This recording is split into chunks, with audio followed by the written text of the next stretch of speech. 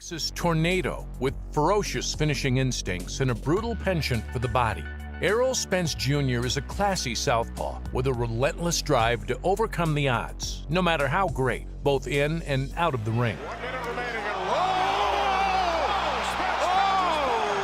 Sean Porter was in the middle of a punch right there, and he got caught right on the chin.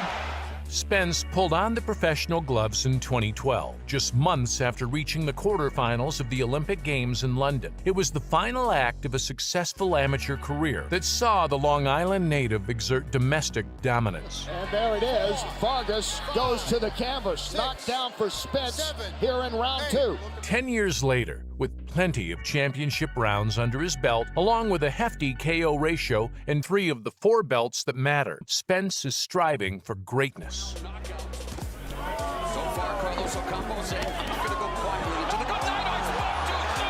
Gets dropped with 1 second left in the opening round. As we eagerly await an undisputed mega clash against WBO champion Terrence Crawford, we take a look back at the speed and power of Errol Spence Jr.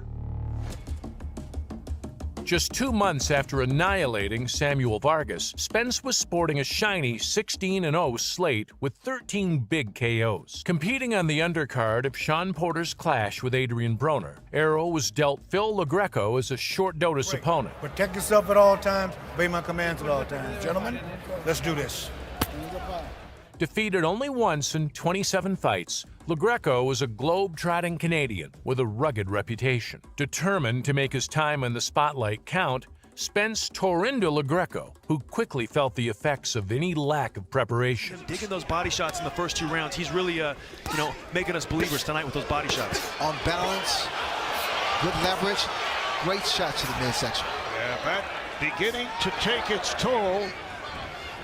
Oh, a right hand by Spence that lands. The Italian sensation tried to unload his overhand right, but it was Spence's right hook that left him nosediving to the canvas. Punch to stay on balance. This is not an Olympic. Down goes LaGreco. Dispensing with the jab, Errol unleashed the bombs until referee Robert Byrd stopped LaGreco as he languished on the ropes. Another right hand by Spence. LaGreco's in bad shape here, Marv. Referee needs to take a real good look, or just a good punch or 2 away from Spence ending things. Coming up on a minute to go in this 3rd round. It's all Spence and it's all over. Errol, the truth, Spence, now 17-0, 14 by knockout. Despite being a former world titleist down at super lightweight, Chris Algieri needed every ounce of his elusiveness to hang around with a physical specimen like Spence, or at least make matters uncomfortable. Errol, the truth, Spence Jr. Algieri tried to box and move, but Spence's patient approach repeatedly forced him onto the ropes, which was Algieri's downfall. And Spence continues to do work against the ropes. Algieri trying to hold on here. Round 2, strong showing by Errol Spence. The sprightly New Yorker was floored in the 4th by a powerful left hand, and down in the 5th after squaring his feet up in range. He has fought outside of the state of New York only 1 time. That last round, and he goes down again. Spence does it again. A wobbly Algieri was caught again soon after, and veteran official Benji Esteves Jr. had seen enough. And Spence trying to finish it here. He has a wounded prey, and he knows it. And Spence puts him back down, and that's it. It was Spence's biggest fight to date, and he delivered the goods by becoming the first man to stop Algieri. Hunting down a fight with IBF welterweight king Kell Brook, Spence was in destroy mode as he faced off with Italian-based Leonard Bundu in a world title eliminator. First commanders right now. Touch gloves. When the bell rings, box. Good luck.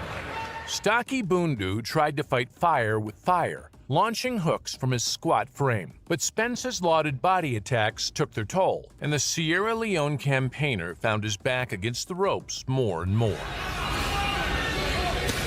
Midway through, round 6, down goes Bundu. In round 6, fans witnessed the speed and power of Errol Spence as a right hook to the chin left Bundu sprawling through the ropes. Will Snow is very game right now, but he's hurt. Oh, and he goes out. He is out. Wow. Errol Spence Jr. with a spectacular knockout. He remains unbeaten at 21-0. Finally receiving his shot at world honors, Spence traveled across the water to take on Kell Brook and the champion Sheffield Stronghold. Clean break straight away when told. Both of you watch your heads in close. Good luck to you both. Touch gloves. Go, lads. Undoubtedly talented, Brook's accuracy and timing cost Spence some issues, especially with the sharp jab and looping left hook. This is good work side to side from Kell Brook, utilizing the angles, body and head as well. Turn southpaw. Spence's grinding bodywork started to pay off in the latter portion of the fight as Brook slowed down and became more of a sitting target. I'm just concerned for Brook that he's slowed down with the pace, and Spencer has had some success, so he'll draw confidence from that as this fight goes into these championship rounds. In round 10, having sustained visible damage to his eye, Brook was dropped and spent the rest of the time clinging on. Spence Jr. is the one who's had much more success in the last few minutes. Oh, Kell Brook's hurt here, and he's down!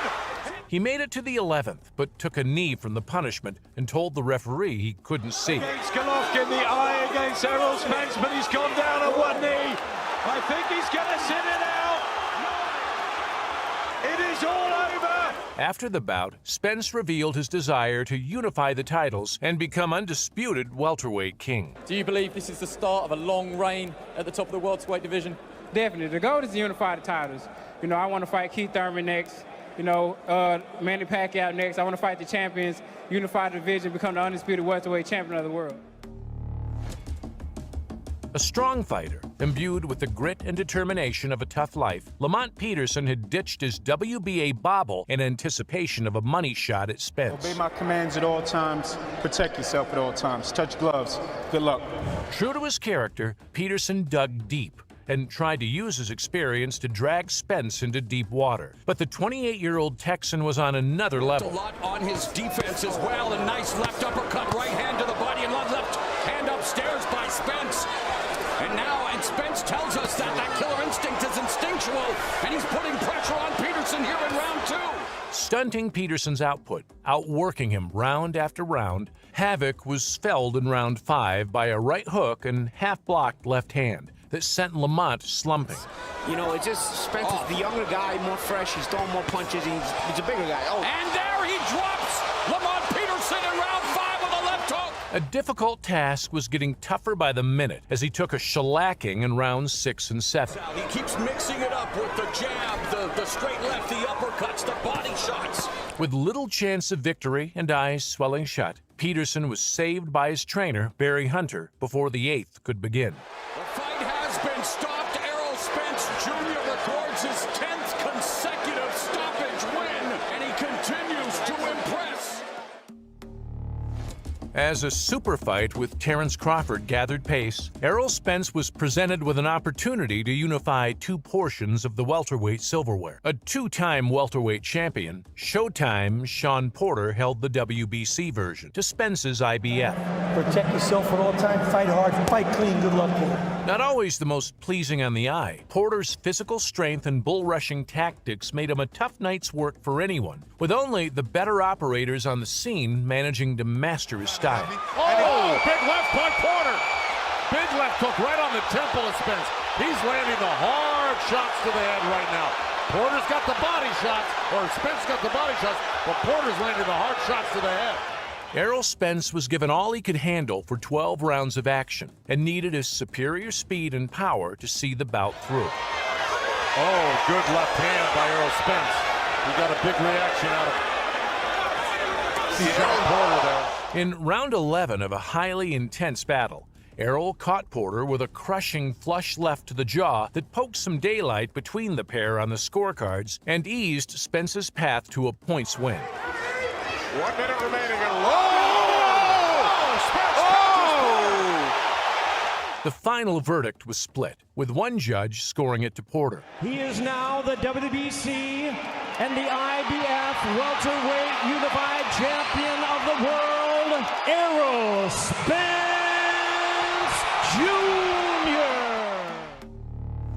Returning to the ring after over a year away would be tough enough for any fighter. Throw in the fact that Errol Spence had recovered from potentially life-threatening injuries following a high-speed car crash, and there were many questions to be answered. Would we see the same Spence as before, or would we witness the ghost of a once great fighter go through the motions? Gentlemen, protect yourselves at all times and listen to my commands. Touch him up. Back to your corner, gentlemen. Errol used his jab to control Garcia, damaging his eye and making the counter-punching Swift look pensive and void of ideas. And he's such a complete boxer. But there's a hard left hand by Errol Spence. Across 12 rounds, Spence barely skipped a beat, posting a unanimous decision win over Danny Garcia. The Philadelphia fighter's status as a former two-time world champion made Spence's win even more impressive. Spence is really starting to put a lot of leather on Danny Garcia. That was a good body shot as he exited. You can see that eye, that left eye for Danny Garcia starting to close up a little bit, taking a beating, and now he's pinned up against the ropes. Not only did Spence retain his IBF and WBC titles, but he also showed that he still retained the speed and power of old.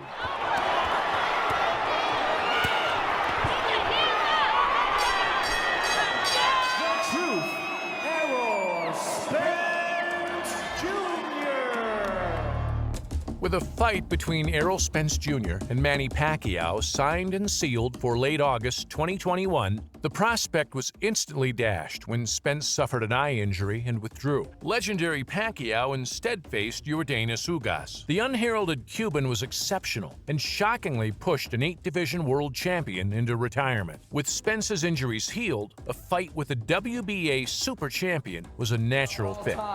Play Olympia y buena suerte. Good luck. Touch him up. Throwing down in Texas, Ugas's win over Pacquiao raised some questions as to whether Spence had bitten off more than he could chew by facing a rags-to-riches stylist who had immensely improved over recent years. They're just standing right in front of each other. That right hand hurt Spence! Spence is sent him to the ropes! Spence endured some mostly self-afflicted hairy moments, but steadily punished Ugas with relentless power punches as the bout wore on. Could be near. This, no doubt, would be the most gratifying, most There's satisfying. an uppercut that hurt Ugas. This would be the biggest win in the career of Errol Spence Jr. The coronation has him being the kingpin of the welterweight division. In the end, a badly swollen eye put paid to Ugas's efforts in round 10, as Spence chalked off another pay-per-view headline success. And this one is over. Errol Spence Jr. has stopped Yordenis Ugas. What a moment here in Dallas. What's next? Oh, everybody know who I want next. I want Terrence Crawford next. That's the fight that I want. That's the fight everybody else want. Like I said, I'm going to get these straps and I'm going to go over there and take his shit too. Strap season, I know what time it is, baby. Terrence, I'm coming for that motherfucking belt.